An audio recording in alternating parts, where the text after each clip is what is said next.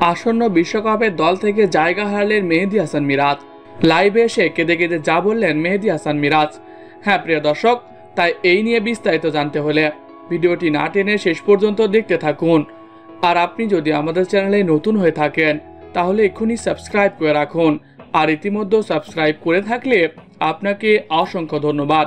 মেহেদী হাসান মিরাজ এলেন, দেখলেন, জয় করলেন। ঠিক এমনই তার ক্যারিয়ারের শুরু। একের পর এক ম্যাচে জয়ের নায়কও মেহেদী হাসান মিরাজ হতেন। দল বিপদে পড়লে মিরাজই ছিল একমাত্র ভরসা। এই তো কিছুদিন আগের বিশ্বকাপের কথা। এই মিরাজের কারণেই তামিম ইকবালকে ওপেন করতে দিতে চাইছিল না সাকিব আল হাসান। কেননা মেহেদী হাসান মিরাজ আফগানিস্তানি বোলারদের খুব ভালো খেলতে পারে বলে জানান সাকিব আল হাসান। দলে যে কোনো সময়ে মিরাজ হতো একমাত্র ভরসার নাম। বাংলাদেশ দলে অভিষেক হবার পর থেকেই কোনো বিশ্বকাপ মিস করেননি মিরাজ। বাংলাদেশ জাতীয় দলের হয়ে খেলে যাচ্ছেন নিয়মিতভাবেই। হঠাৎ করে কেন বিশ্বকাপের দল থেকে বাদ পড়লেন মিরাজ? দলের বিপদে ওপেনার বনে যাওয়া, দলের বিপদে ফিনিশিং রোলে পাঠ করা, কি ছিল না মিরাজের ব্যাটে? যে কোনো পজিশনে ব্যাট করতে পারত মিরাজ। বল হাতে তো কার্যকরী সে আগে থেকেই। পরবর্তী সাকিব যাকে ভাবা হতো তাকেই এইভাবে কেন ছেড়ে ফেলা হলো?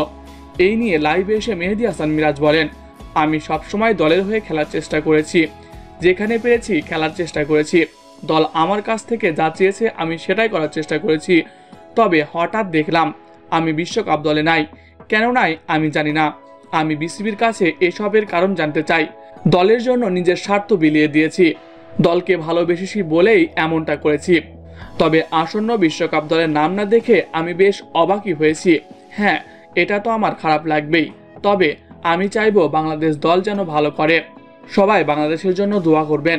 যারা বিশ্বকাপের জন্য খেলতে যাচ্ছে তাদের জন্য আমার অন্তঃস্থল থেকে দোয়া থাকবে। তো প্রিয় দর্শক, মেহেদী হাসান মিরাজকে বিশ্বকাপ দল থেকে বাদ দেওয়া, এটাকে আপনি কেমন করে দেখছেন কমেন্ট করে জানিয়ে দিন। এছাড়াও খেলাধুলার সকল আপডেট সবার আগে পেতে হলে আমাদের চ্যানেলটি সাবস্ক্রাইব করতে ভুলবেন না। ধন্যবাদ সবাইকে।